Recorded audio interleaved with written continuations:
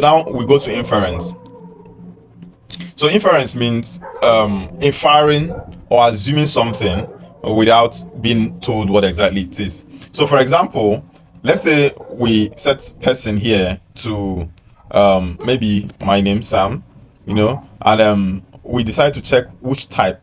So you notice that at this point we didn't specify any type, but if you hover on top of it, it tells us that this is a person of string, and when you check the type of it, it's also going to tell us that it's a person of string. It follows similar patterns. So give me a minute. Okay.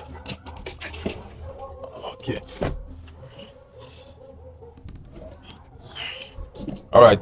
So it follows similar pattern in any other thing that you are declaring.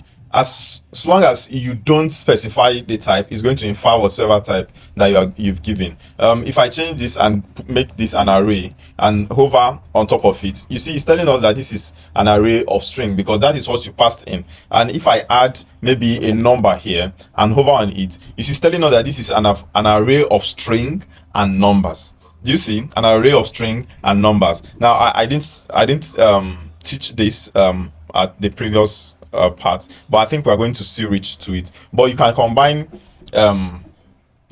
types, just in case I don't touch on this again. Just know that if you would like to specify multiple types of an array, you can do it. So you could just do something like array, and then inside of the angular bracket here you could declare like a string and put a number, and you can even add a boolean, something like this. So this means that anything ranging from a string, number, and boolean would all work here, as long as you don't add something else that would create a bug. So you see, immediately we try to add an object, it's already creating a bug for us, so we need to get rid of it.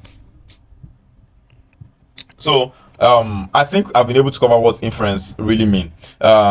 Sometimes when you declare things like this and you hover on it, you notice it's telling you any. Now this means that this is of the any type, anything can be assigned to it and it's going to work. So this is what inference is all about. So we can check that off.